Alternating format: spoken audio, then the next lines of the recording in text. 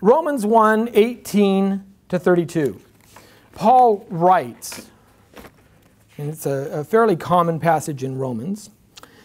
He tells us that God's wrath is revealed from heaven against all godlessness and unrighteousness of people who by their unrighteousness suppress the truth, since what can be known about God is evident among them, because God has shown it to them.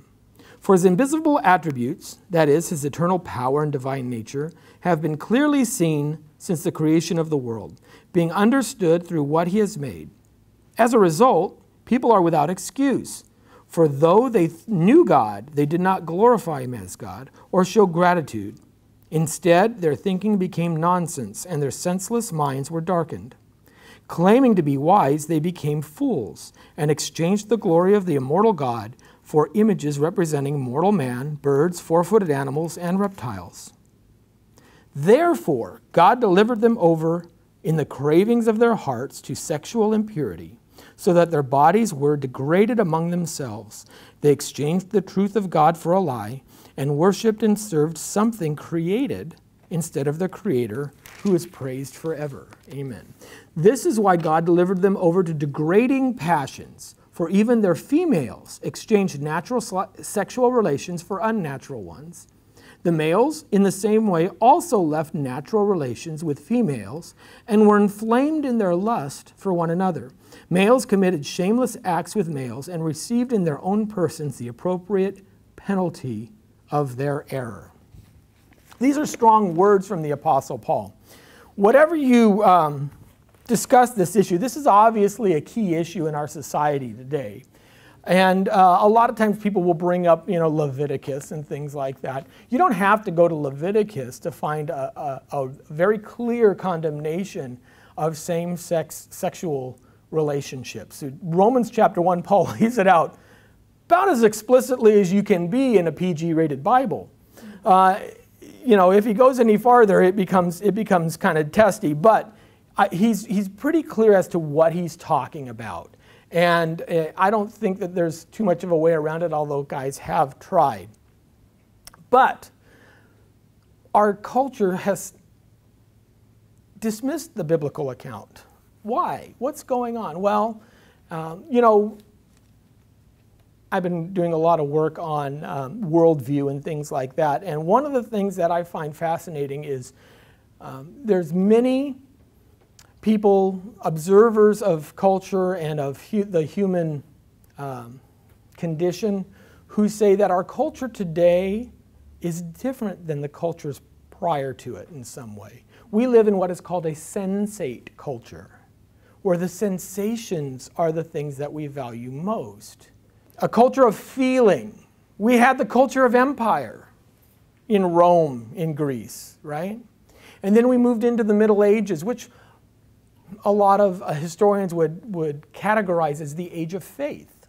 It is the age of the church. It is the age of piety. It is the age where religious instruction became paramount. This was the point of value for most people. They valued their religious instruction.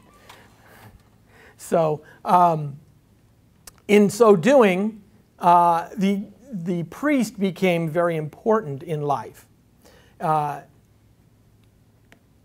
After the age of faith, though, we moved to the age of reason.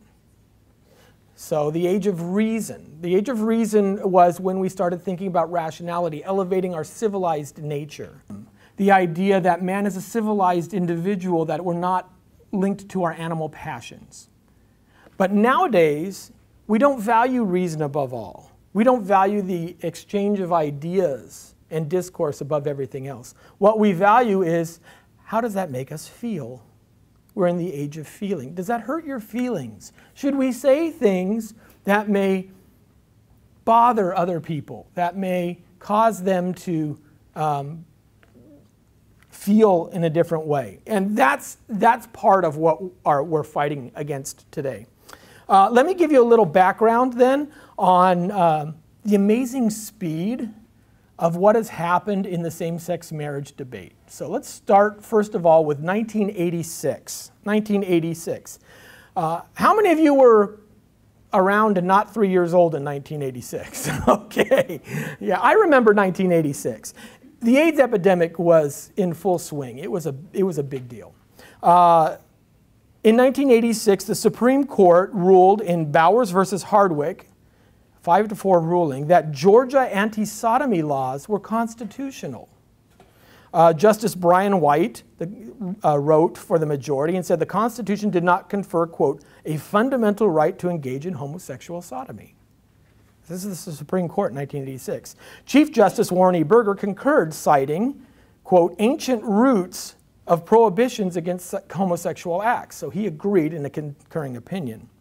Burger also quoted William Blackstone, who described homosexual sex as an infamous crime against nature, much of the wording that Paul uses. And he thought that it was worse than rape and a crime not fit to be named.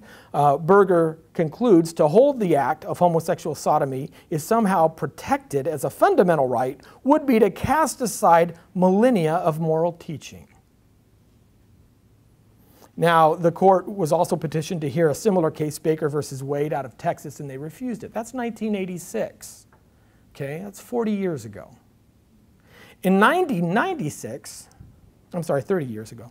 In 1996, the Supreme Court had ruled in Baher versus Milkey that there was a case, the Supreme Court of Hawaii ruled that those same-sex marriage laws that only prohibited or only allowed male-female unions in Hawaii could be legalized. They couldn't be held to be illegal. Because of that, and the repercussions that could shake up all of the other states, it was quickly run through Congress was a law called the Defense of Marriage Act, DOMA. Okay, now, I don't know if you remember this. It was passed by Congress in May after its introduction and signed into law in September, which was relatively quick. The law was passed with a vote of 342 to 67 in the House, so it was very much a bipartisan effort. 85 to 14 in the Senate, and it was signed by President Bill Clinton. It's 1996.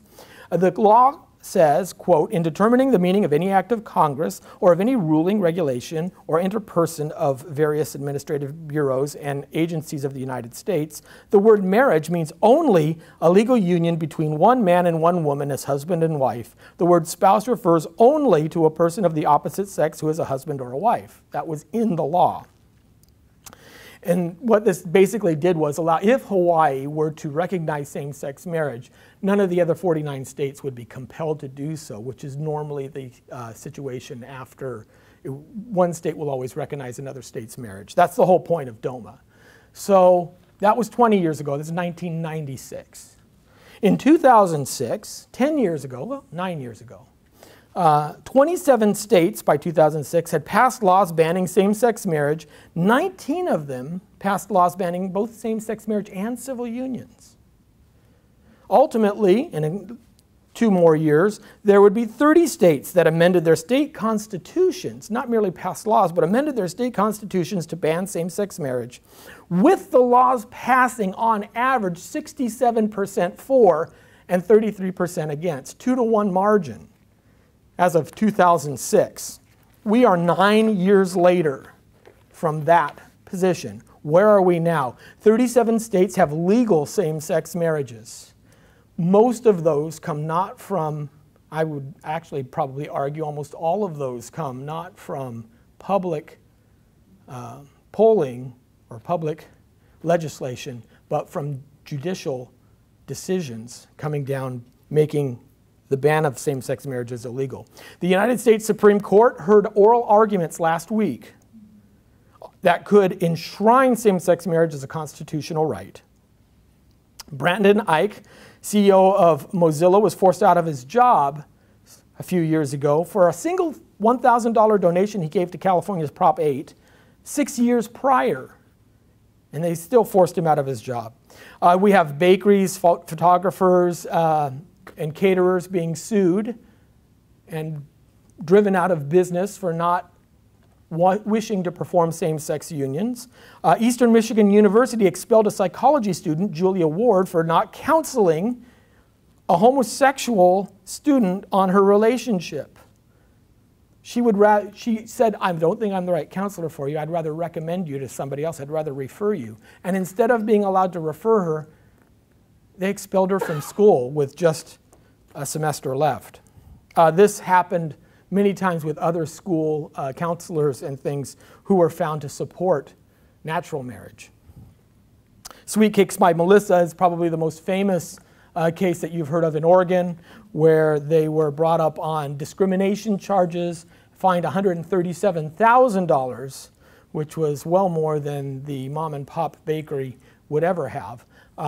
When the internet heard of it, a GoFundMe account was established. They raised well over $100,000, but GoFundMe shut them down for discrimination and basically said that they wouldn't allow that kind of fundraising to occur. Memories Pizza, of course, is the most recent one in Indiana, where a reporter walks into a pizza place who's never turned down homosexuals, never said anything against homosexuals, never catered a homosexual wedding, but just gave the hypothetical, if a homosexual union were to come in and want pizza to be catered, would you do it? And the girl said, well, I would have to be faithful to my conscience and to my faith and say no.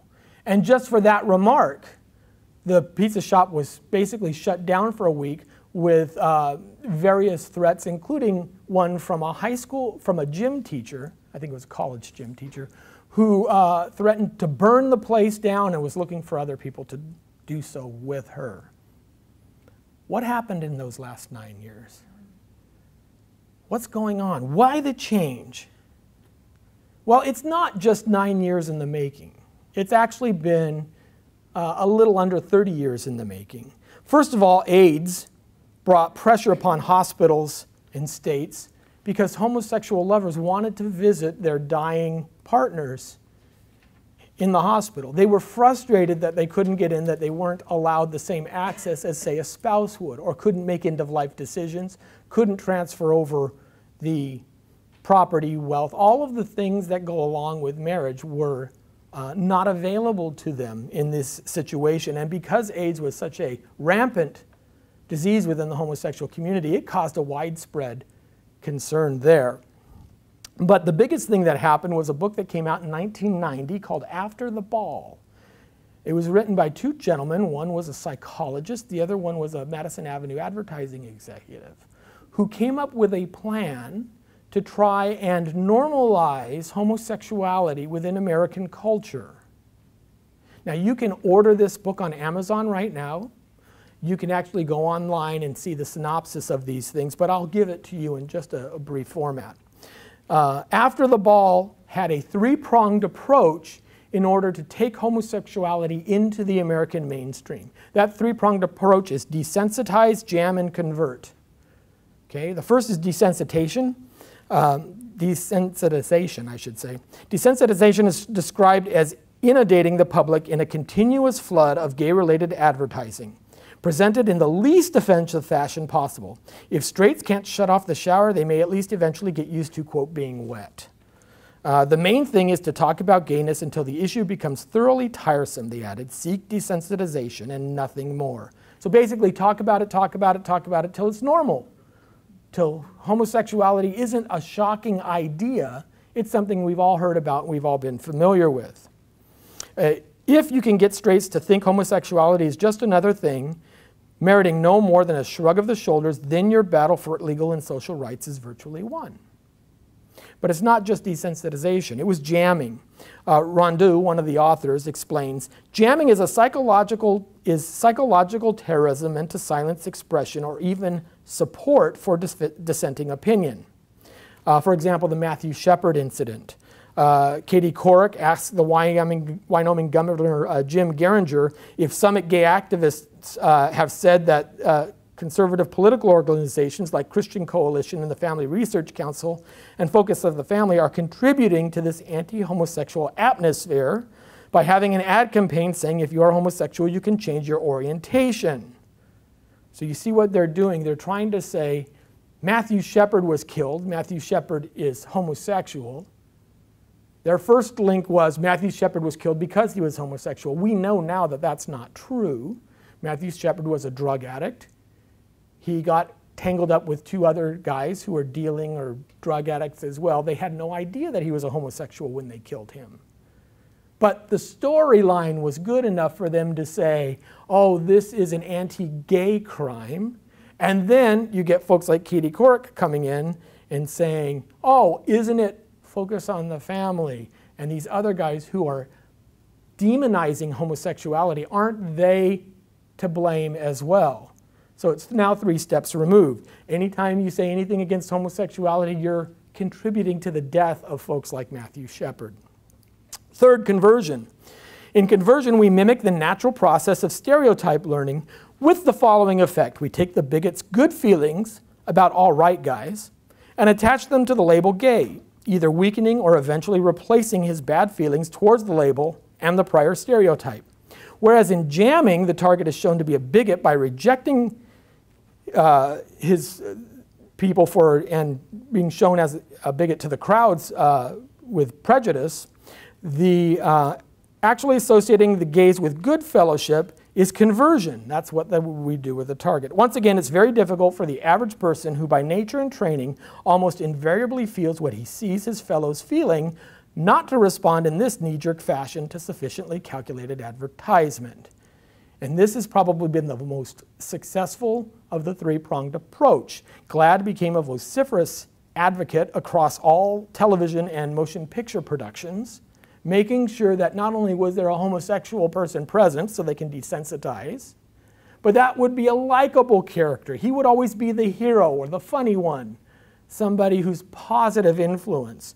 Will and Grace aired just 8 years after the Ball was published. It became the first mainstream comedy where a homosexual character became center stage. He wasn't a side man, he was the principal in the series, living a homosexual lifestyle, and he was the one that usually everybody else came to for advice.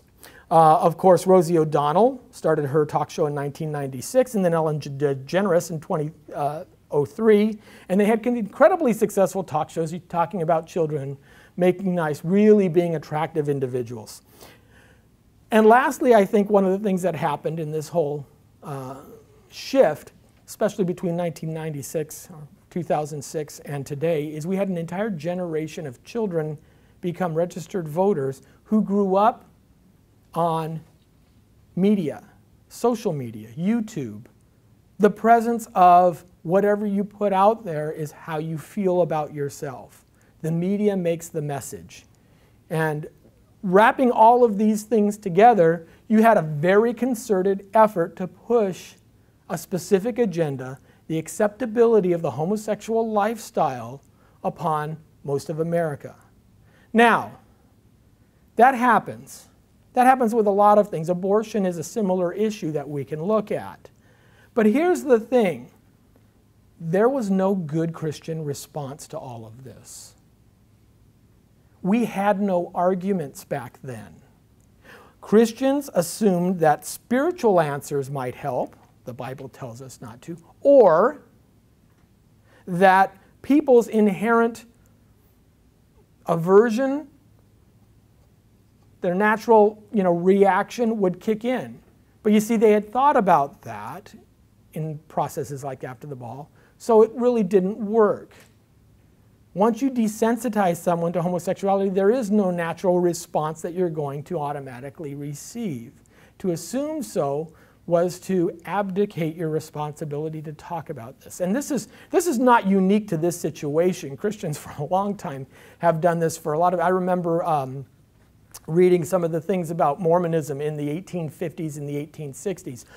Most of the pastors who were first confronted with Mormon doctrine were incredulous. They would say, we don't even need to answer this. Who would believe this stuff? It's not even worth my time to investigate. Now we're at 12 million adherents in the LDS Church. So maybe it was worth our while. However, like abortion, who didn't have good answers at first, the pro-life crowd was very successful in kind of playing catch up and ultimately settling in on some very good arguments that can be offered against the process of abortion. Abortion was thought to be a done deal in the mid-70s. The war was over, it was all done. That's what everybody had assumed. We're in, 2015. Is it all done yet? No, it's as hot a button issue as ever, and the pendulum seems to be swinging the other way. So that's why we want to look at this issue tonight. We want to equip ourselves. We want to make sure we know what the heck we're talking about.